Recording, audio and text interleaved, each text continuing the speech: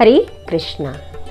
हमारी वैदिक संस्कृति में हम जो भी त्योहार या उत्सव मनाते हैं वो उमंग, उल्लास व आनंद के साथ साथ हमें कुछ संदेश भी देते हैं।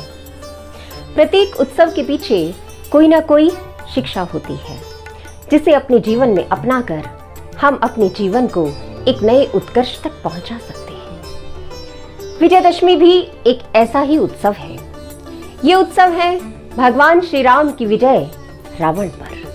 ये उत्सव है करुणा की विजय ईर्ष्या पर। ये उत्सव है अच्छाई की विजय बुराई पर। ये उत्सव है सत्य की विजय असत्य पर। ये उत्सव है प्रकाश की विजय अज्ञान रूपी अंधकार पर।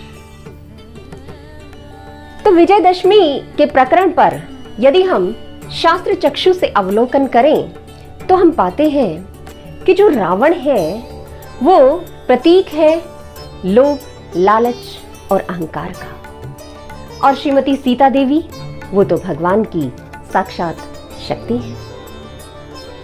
श्री ईशोपनिषद में कहा गया है ईशावास्य इदं सर्वम यत् किंचै जगताम जगत, कि ये जो संसार है ये सब भगवान की ही संपत्ति है और हमें उतना ही ग्रहण करना चाहिए जितना कि हमारे लिए कोटा निर्धारित किया गया है, क्योंकि ये सब कुछ भगवान के भोग के लिए ही है।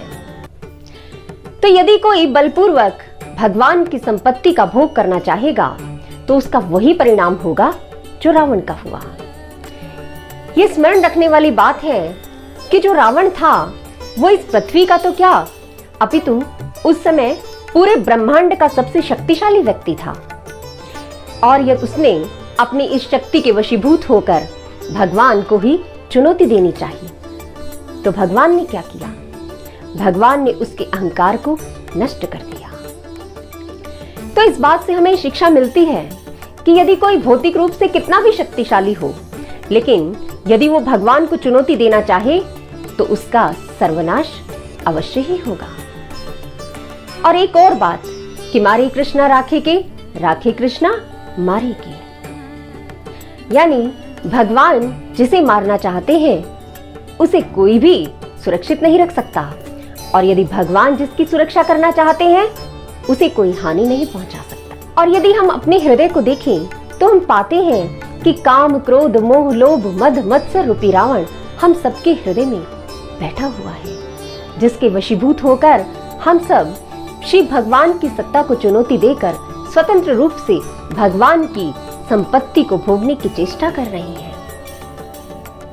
हमारे हृदय में इतनी कुत्सित इच्छाएं हैं कि हम एक इच्छा की पूर्ति करते हैं तो दूसरी अनेक इच्छाएं रावण के 10 सिरों की तरह सर उठाकर खड़ी हो जाती हैं। लेकिन जो भगवान राम है वो पूर्ण रूप से सक्षम है। यदि हम उनसे प्रार्थना करें तो वो हमारे हृदय के समस्त अनर्थों को नष्ट कर सकते हैं। तो इस विजयदशमी हमें श्री भगवान से यही प्रार्थना करनी है कि वो हरिनाम के रूप में हमारे हृदय में प्रकट हो और हरे कृष्ण महामंत्र रूपी तीर से वो हमारे हृदय में बैठे हुए रावण का वध कर दे। हरिनाम की ज्वाला में वो हमारे सारे अनर्थों को जलाकर भस्म कर दे। तभी हमारे जीवन में राम राज्य की स्थापना होगी और यही दशहरा हमारे लिए असली दशहरा होगा। हरे कृष्णा।